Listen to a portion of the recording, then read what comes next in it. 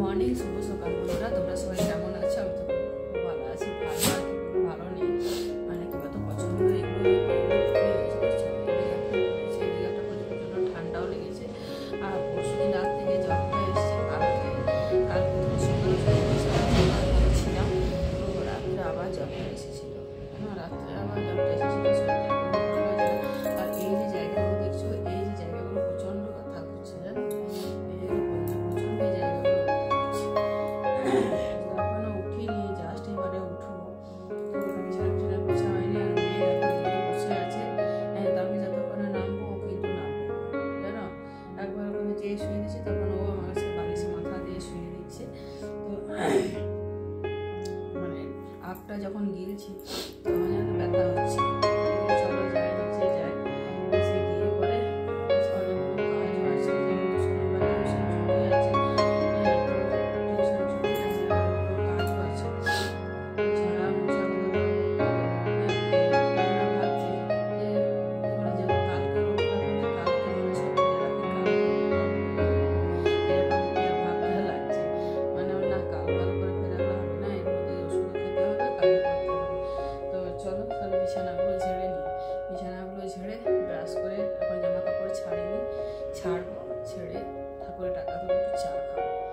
এবং মুখটা কীরকম একটা লাগছে, জানো, জ্বর জ্বরে একদম ভালো লাগছে না। মনে হচ্ছে নিচে আর যাবোই না, এখানে শুয়ে দিই, ঠাকুরের কারোর সাথে কথা বলবো না, কিছু না। তো চলো, কিছু করার নেই, আর এইগুলো পর্যন্ত ব্যথা হচ্ছে, জানো। তো চলো, তো চটপট বিছানাগুলো ঝাড়ি।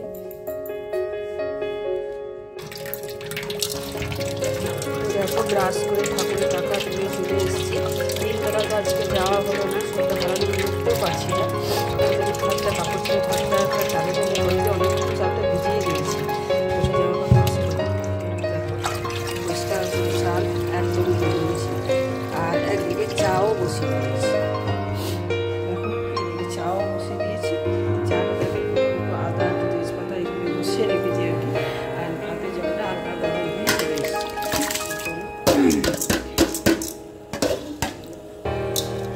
চালটা আসে ভালো করে একটু ধুয়ে দিয়ে দিই। তো এদিকে কি বলতো, ভাতটা ফুটবে, আমার এই চাটাও খাওয়া হবে, ভাতটা একটু ফুটে অফ করলে অন্য কাজও আমি করতে পারবো। তো চলো একটু আদা তেজপাতাটা দিয়ে দিই। গোলমরিচও নেই, আর প্যাকেট গোলমরিচও নেই, না এরকম অবস্থা হয়ে আছে। গোলমরিচের গলাটা ব্যথাটা যেত, কিছু করার নেই। চলো আদা আর গোলমরিচ দিয়ে চাটা খাই। তো চাটা খেতে খেতে ভাতটা হয়ে যাক। চা খেয়ে নিয়েছি, চা খেতে খেতে একটা মানে পোস্তর আলুটাও কেটে ফেললাম। আর চলো এদিকে তো একটা জিনিস দেখায়, দেখো কত জিনিস রেডি হয়েছে। এটা দেখছো আচার, তো বড় আচার, দেখো কত মশলা, দেখো কত জিনিস, জলের গ্লাস থেকে কত ছাতুর প্যাকেট, এখানে দেখছো কত চায়ের গ্লাস, চিড়ে, এ দেখো এটা কি জানো, আটা, চিনি, দেখো বেসন, কত জিনিস রেডি হয়ে আছে। মানে কী বলতো, আজ থেকে শুরু হয়েছে, আজ কাল পরশু 3 দিন তোমার এইরকম। তোমার এগুলো মনে হয় এখনই নিয়ে যাবে, কেননা ডাক ছিল, জিনিস রেডি হয়ে গেছে, নিয়ে যাও। আর একদিকে বসিয়ে দিই, দাঁড়াও, বসিয়ে দেবে একটু পাঁচফোড়ন দিলে খুব ভালো লাগে, বেশি করে একটু পাঁচফোড়ন দেওয়া হয়।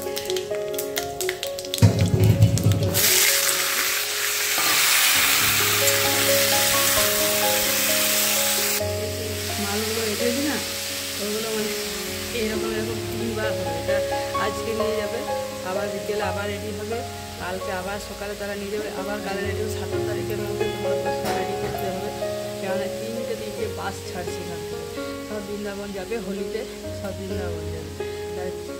আর এদিকে দেখো কোপোষণ আমার পায়ে লেগে যাবে।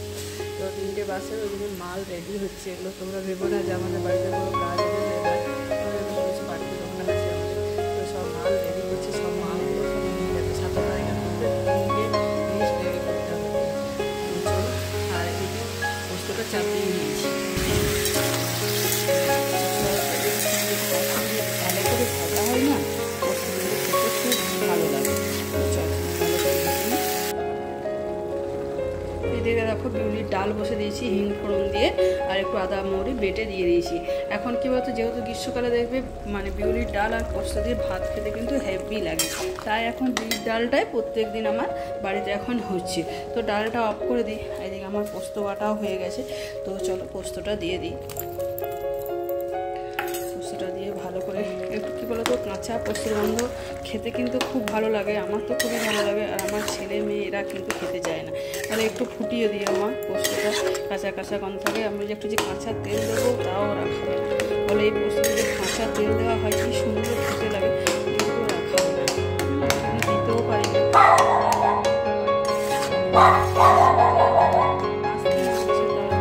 হয়ে গেল, পোস্তটা নামিয়ে নিই। আর এখানে সব সবজি দেখো, মুড়ো, এখন মটরশুঁটি, বিনস, তারপরে সজনে ডাঁটা, বেগুন, আমি তো এটা দিয়ে একটা ভাবছি সবজি রান্না।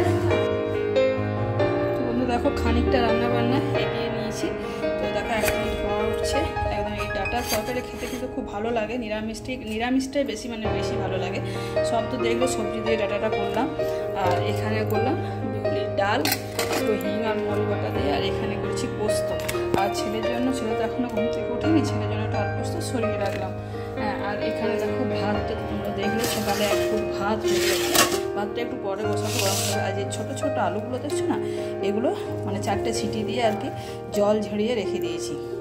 জল ঝরতে দিয়েছি, দেখো শুকিয়ে গেছে। এইটা না চপের মশলা টাইপের করে এবার মুড়ি দিয়ে খাওয়া হবে, যে রুটি খায় সে রুটি দিয়ে খাবে। খেতে কিন্তু রুটি দিয়ে বলো মুড়ি দিয়ে সবে দিয়ে কিন্তু খুব ভালো লাগে খেতে। এখন কিন্তু খুব গরম আছে, ছাড়া যাচ্ছে না, একটু ঠান্ডা হলে ছাড়াবো। কিন্তু তাহলে রান্না বান্নাটা শেয়ার করো। আর পরে বললো একটু ডিমের কারি হবে। হ্যাঁ, তো দিদি ভাই আমার যা বলে, দিদি ভাই একটু ডিমের কারি করে নেবো, তাই করবি কেন, চলো এবার স্নান টান করে পুজো করবো। হ্যাঁ, তো চলো এবার যাই। তো আলুটা খুব গরম এসেছে, ধোঁয়া উঠছে, তো আলুটা পরে ছাড়াবো। তো একদিকে রান্নাবান্নাটা হাফ তো আজকে শেয়ার করেই দিলাম। কেন রান্নাবান্নাটা শেয়ার করে দিলাম সেটাও তোমাদেরকে বলছি। আর চলে এলাম দেখো মানে বাসন ধোয়া থেকে জামা কাপড় কাচা, বাসন ধোয়া, ঘর ঝাড় দেওয়া, বিছানা ঝাড়া সমস্ত কিছু করে একটু করলাম, গায়ে একদম গরম জল ঢাললাম, জানো তো, মানে উষ্ণ একটু গরম জল করে গাটায় দিলাম। তো স্নান করে চলে এলাম। বাড়ি যাচ্ছি, এত আওয়াজ শুনতে পাচ্ছ কিনা জানি না।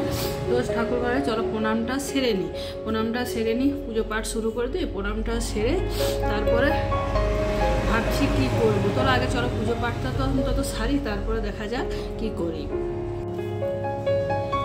তো বন্ধুরা পুজো করে নিয়েছি, পুজো করে একটা রুটি খেয়ে নিয়েছি, একটা রুটি আর ওই ডাঁটার যে তরকারি দেখলো, তরকারি দেখে রুটি খেয়ে নিয়েছি। আর দেখো মেয়ের মন খারাপ, একটু জামাটা পরলাম বলে মেয়ের মনটা খারাপ হয়ে গেল। তো দেখো এত বড় একটা ব্যাগ নিয়েছি, চললাম আমি এবার একটা শান্তির জায়গাতে। মানে কি বলতো, বাড়িতে তার শান্তি নেই, বাড়িতে কোনো মেয়েদেরই শান্তি হয় না, বলো যাই বলো না কেন। তোমরা হয়তো কেউ রাগ করো না যে না দিদি ভাই আমার শান্তি আছে, সেটার কথা আমি বলছি না।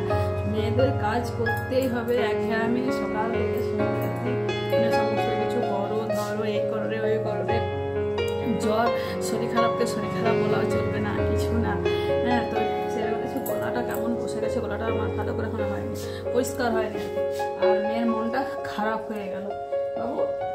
তো চলো একটু যাচ্ছি শান্তির জায়গায়। তো একটু বেরিয়েই পড়ছি।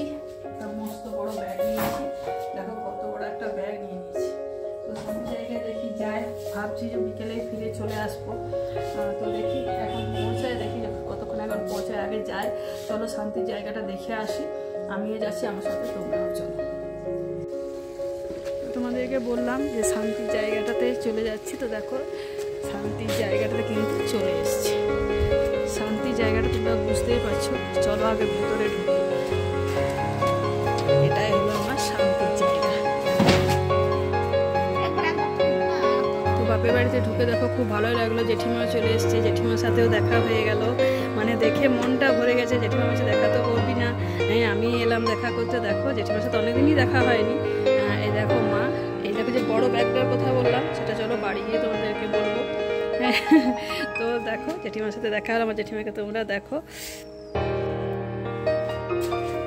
চলো উপরে যাই, উপরে গিয়ে চলো যোজসোনাকে দেখি কি করছে, এখনো আমার কিন্তু আওয়াজ পাইনি। তো চলো উপরে যাই।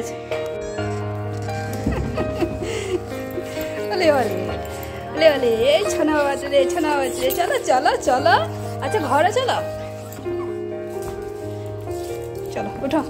উঠো উঠো উঠো উঠে বলে হামিজ খাবে হামিজ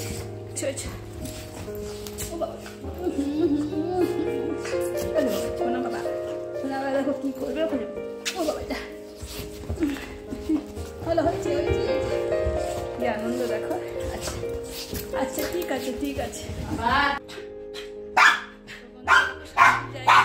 সেইখানে চলে এলাম চটি পর্যন্ত দেখো চটি পর্যন্ত করলে আর মেয়ের কাণ্ড দেখো মানে মেয়েটাকে একটু আদর যতক্ষণ না করবো ততক্ষণ কি আচ্ছা আচ্ছা ঠিক আছে ওখানে জোজো দেখছে আর এখানে দেখো কোকো সোনা জোজো সোনা কোকো সোনা কি সোনা কি আচ্ছা পেটটা পেট পেট পেট পেট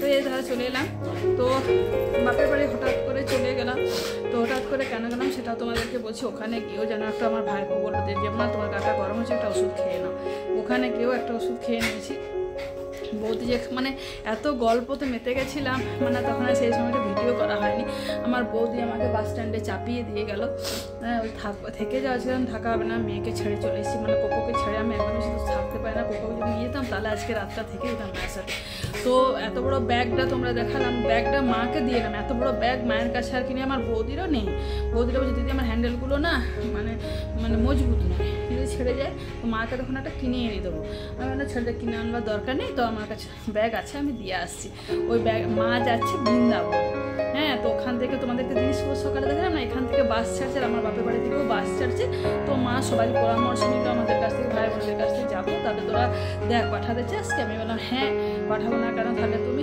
সেরকম লোক তো চাই দিতে বড় মায়ের সেরকম পায়ে ব্যথা হয় তো যে বাসটা ছাড়ছে আমার মধ্যে আমার ভরসায় ছাড় তোমাকে আমি নিয়ে আসবো তো ঠিক হলে দাদাটাকে বলে এলাম আর দুটো একটা হয় আমার জেঠিমা আর একটা হয় দুটো জেঠিমা হবে না বৌদি হয় একটা বৌদি সরি তারা বললো ঠিক আছে আমার ভরসায় ছেড়ে দে আমরা তোর মাকে দেখবো হ্যাঁ তারা বললো আর তোমার জেঠিমা দেখালামই তো একটু সন্দেহ হয়ে গেল সন্দেহ করে চলে এসছে আস্তে আস্তে বাসে অনেক জ্যাম ছিল আসানসোল বাস স্ট্যান্ডে বৌদি চাপিয়ে দিল না বৌদি নিজের কাজেও গেল আর আমাকে চাপিয়ে দিয়েছে আর দেখো দেখছো এটা বাবু পা হ্যাঁ এই দেখো তো তাহলে চলো বন্ধুরা ভিডিওটা তাহলে চলো জামা প্যান্ট বা ছাড়ি সন্ধে মানে পুরো দেখো সন্ধে তো কালী মন্দিরে যেতে যাব তো আজকে ভিডিওটা তাহলে এখানে শেষ করছি আবার কালকে ব্লগে হাজির হয়ে যাবো তো আজকের